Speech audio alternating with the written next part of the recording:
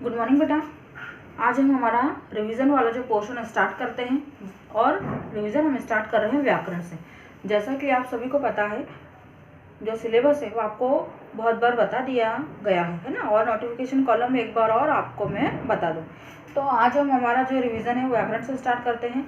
और जैसे चैप्टर्स आपको पता है कि चैप्टर फर्स्ट से लेकर हमारा चैप्टर काल वाला है 11 या 12, वहाँ तक हमारा कंप्लीट हो चुका है ना, वहाँ तक हमारा कंप्लीट हो चुका है। लेकिन जो क्वार्टरली के हिसाब से मैंने आपको सिलेबस बताया था, उसमें हम क्या करेंगे, एक बार मैं आपको फिर से चैप्टर 14 काल तक हमारा कंप्लीट हो चुका है, 12 नहीं है, चैप्टर 14, और बीच में सर्वनाम वाला चैप्टर हमारा है, उसको मैंने छुड़वा दिया था। ठीक, तो जैसा हमको पता है कि chapter first, second and third व्याकरण और हिंदी दोनों में ही नहीं आएगा, है ना, हमको क्वार्टरली के बाद वाला सिलेबस कवर करना है, तो हम वही लेंगे। ठीक, तो चैप्टर 4 है जो उपसर्ग और प्रत्यय, वो हमने समझा था।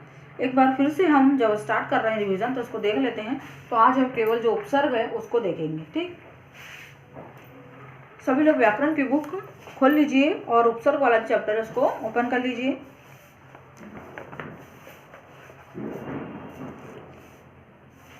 अब यहाँ पर आपको उपसर्ग के बारे में बताया गया है, जानकारी दी गई है, उपसर्ग लगाना है वो भी समझाया गया है। ठीक, तो पहले हम देखते हैं। देखो, हिंदी भाषा को समृद्ध बनाने के लिए, समृद्ध बनाने और उसको आगे प्रचार प्रसार के लिए समृद्धशाली, है ना, क्योंकि ये क्या है, हमारी राष्ट्रभाषा है, बहुत सारे लोग उसको जानते पहचानते हैं, और पता नहीं अनगिनत कितने सारे जो शब्द है वो हिंदी भाषा में है ना।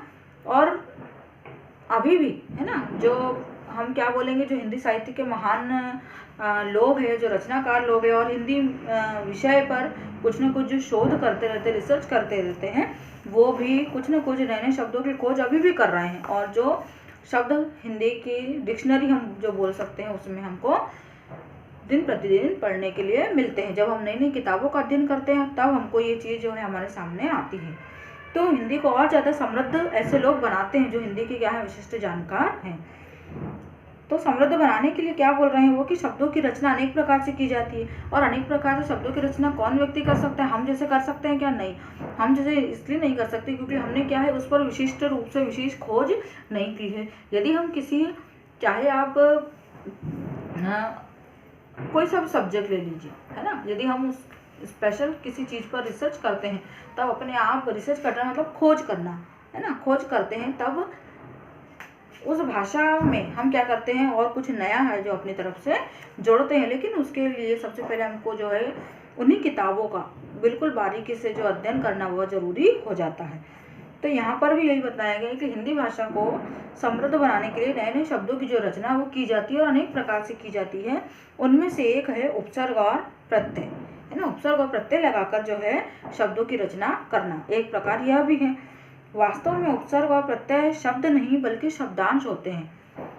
उप, है ना, उप और ये सर्ग, यदि हम इसको देखें तो उप और सर्ग दो शब्दों से मिलकर बना हुआ है। उप अलग हो जाता है, सर्ग अलग हो जाता है। सर्ग मतलब होता है कि रचना करना, सृजन करना, और उप मतलब होता है कि कोई छोटा सा शब्दांश, शब्द का अंश, शब्द का टुकड़ा, जैसे मैंने आपको पहले भी समझाया है।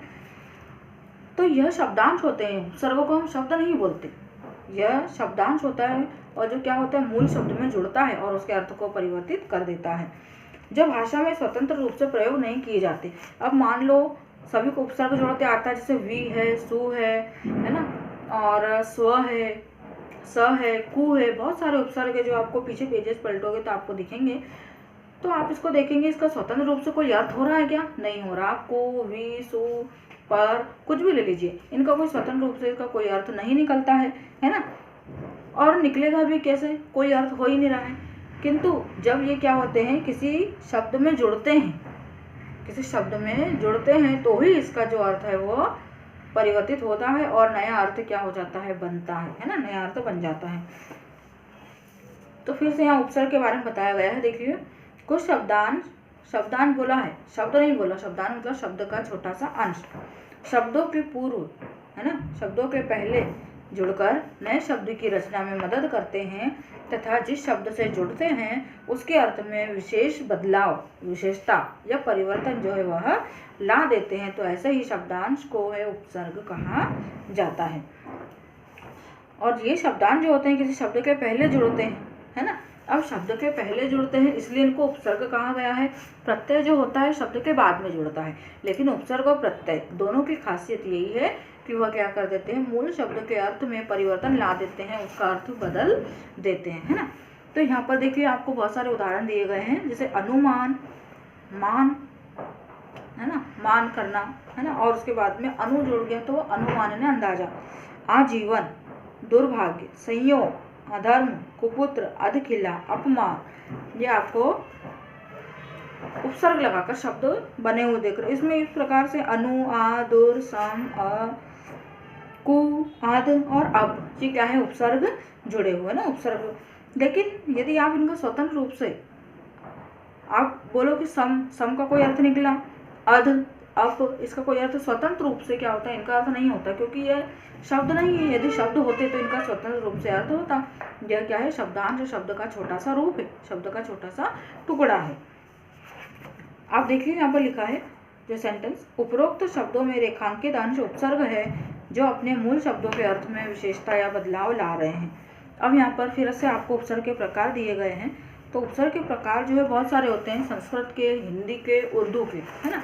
तो हमको क्या करना है, इन शब्दों उपसर्ग के जो बहुत सारे प्रकार है उस पर नहीं जाना है ना, उपसर्ग के प्रकार पे नहीं जाना है, हमको केवल इतना देखना है कि यह किस प्रकार से प्रयोग किए जा रहे हैं। ठीक, तो पीछे आपको बहुत सारे उपसर्ग लगे हुए दिख रहे हैं, जैसे अधि, उत, दूर, प्र, है ना। कुछ शब्द जिसमें हम उपसर्ग लगा रहे हैं, है ना। अधिकतर में शब्द है जो परिवर्तित नहीं होता है, शब्द में परिवर्तन नहीं होता है, लेकिन कुछ शब्दों का जैसे दुर्भाग्य हम लिखते हैं, तो दुर्भाग्य में हम इस प्रकार से लिखते हैं कि दुर, है ना, दुर, धन, भाग्य लिखा।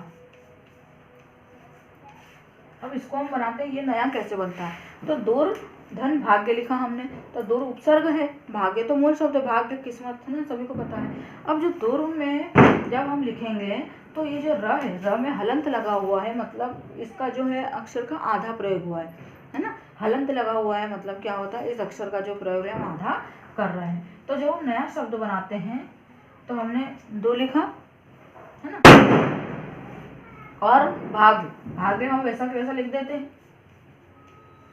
ठीक, अब ये जो र आता है, ये र है, र की रेख जो है वो भा के ऊपर लग जाती, क्यों, क्योंकि दुर्भाग्य हम क्या कर रहे हैं, जल्दी से बोल रहे हैं, है ना, और र की रेख यहीं पर लगेगी, भ और आ की मात्रा के ऊपर लगेगी, क्यों, क्योंकि जो र का प्रयोग है भा के पहले बोला और द के दो के बाद में बोला, है ना, इसके पहले और इसके बाद में, इसीलिए इसका प्रयोग यहाँ पर दुर्भाग्य इसी तरीके से जो है करके बताया है। तो कुछ शब्द जो होते हैं, जैसे यदि हमने विदेश लिया तो विदेश में हम क्या लिखते हैं, वी धन देश, है ना, वी धन देश लिया, तो इसमें हम क्या कर रहे हैं, बहुत कुछ परिवर्तन नहीं होता है, बिल्कुल ये सेम। यदि हम इसको प्लस हटाते हैं तो ये भी और एक साथ ये बन जाता है। लेकिन कुछ जो उपसर्ग हो है ना, या शब्दांश हम जिनको बोलते हैं, वो क्या करते हैं, शब्द के अंत में जोड़ते हैं, और थोड़ा बहुत अर्थ में तो परिवर्तन होता ही, प्लस जब हम शब्द लिखते हैं तो शब्द में भी परिवर्तन आ जाता है ना। तो आज हम उपसर्ग वाला हमने यह समझा, इसको देखा। अब आपका ये होमवर्क है तो कि आप क्या करेंगे, इसके जो उपसर्ग हैं किस प्रकार से लगाए जाते हैं, किस प्रकार से बनाए जाते हैं, इसको आप समझेंगे ना, ताकि आपको जो है वो एग्ज़ाम में कोई दिक्कत या परेशानी नहीं होगी। ठीक, कल हमारी जो क्लास लगेगी उसमें हम प्रत्यय है उसको समझेंगे।